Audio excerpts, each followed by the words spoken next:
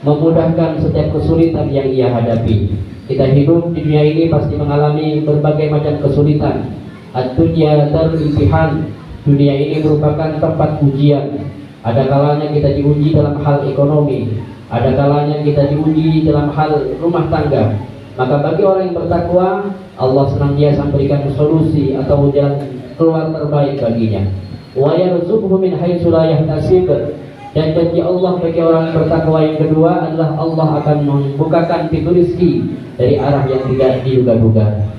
Ma'asyiral muslimin rahimakumullah, manusia diciptakan oleh Allah fi ahsani taqwim, dengan sebaik-baik bentuk, dengan sebaik-baik penciptaan. Manusia diciptakan oleh Allah lengkap dengan akal dan nafsunya. Berbeda dengan malaikat yang hanya diciptakan oleh Allah dengan bekal akal saja, tidak ada nafsu.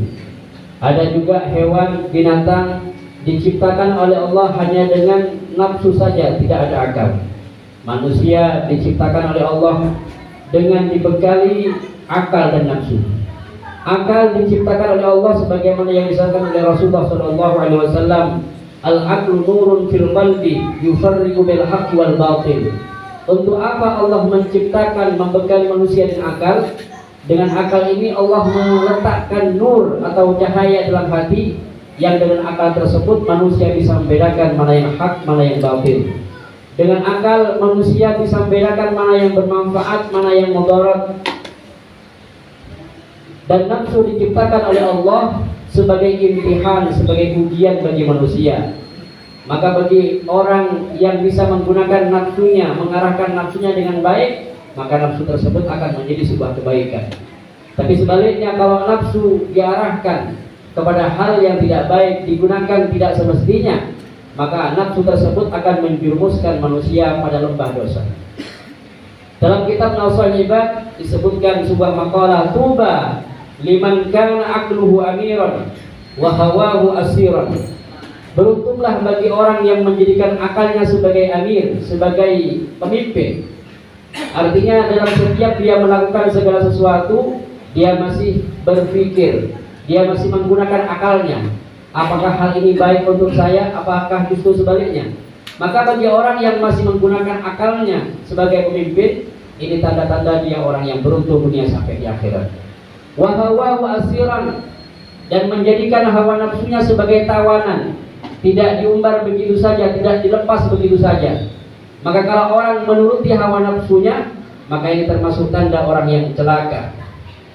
Wa wailun liman kana hawahu amiran wa aqluhu asiran. Dan celakalah, merugilah bagi orang yang menjadikan hawa nafsunya sebagai pemimpin.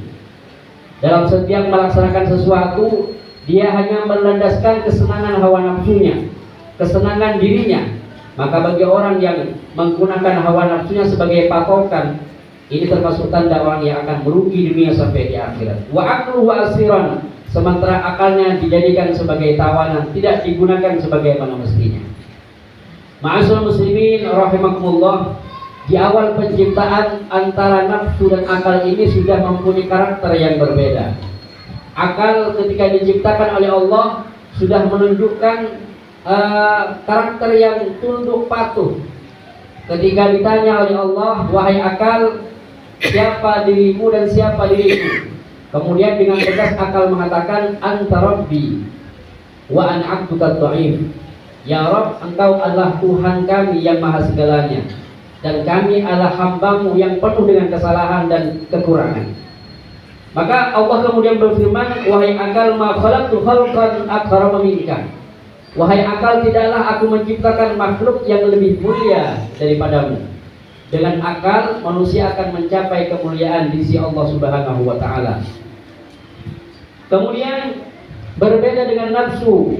Di awal penciptaan, nafsu ini sudah menunjukkan karakter yang tidak baik, membantah, melawan dengan apa yang diperintahkan oleh Allah Subhanahu wa taala. Ditanya oleh Allah, wahai nafsu, man ana wa man anta? Siapa dirimu dan siapa diriku?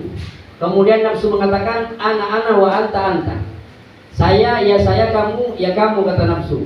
Jawabannya tidak sesuai dengan apa yang dikehendaki oleh Allah Subhanahu wa taala.